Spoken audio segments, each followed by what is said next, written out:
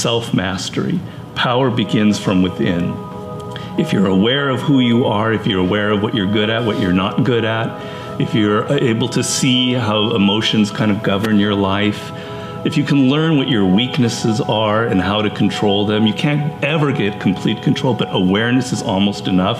Slowly through this process of knowing who you are and understanding other people and how they operate so you don't make stupid mistakes in life, you can increase that little tiny margin more and more and more, and you will be a person of power. We're trying so hard in our lives to fit in. We try to fit into certain groups, certain frats, certain sororities, among certain friends, yet the people we idolize are the ones that stand out.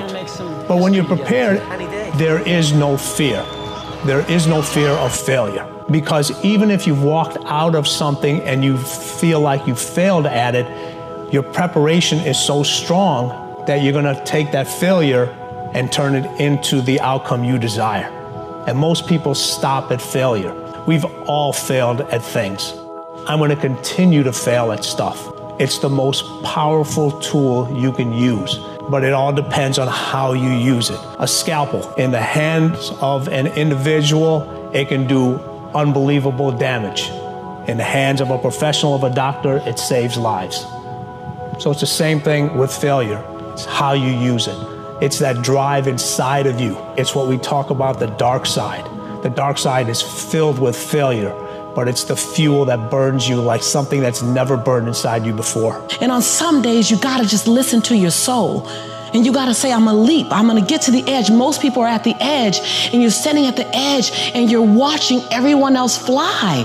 That's Pimp My Ride, Watch My Crib, all this stuff. Watching people's lives on Facebook. You're at the edge, watching someone else live, wondering what it's gonna be like when you jump without ever jumping. And I'm just here to tell you, jump. Because only three things can happen. You're either gonna jump and fly, or you're gonna jump and fall on something soft, or you're gonna fall down hard. Either way, you're gonna get back up. You already know you got what it takes to get back up. Your greatest fear is not that you will fall. Your greatest fear is that you will live a full life and never fly, that you never leaped. You're not afraid of dying.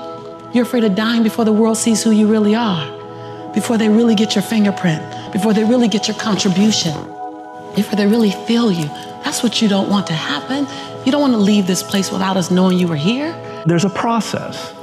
The process begins by first knowing what you really love. And believe me, a lot of people have no self-awareness. They don't even really know what it is that they were meant to do in life.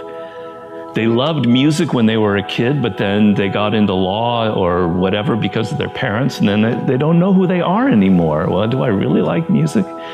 You got to go through that process first of figuring out what it is that really connects to you in a deep, visceral way, what you loved when you were a kid, what still excites you. Once you go through that and you understand it and you've got some clarity about it, okay, how do I incorporate that in my life?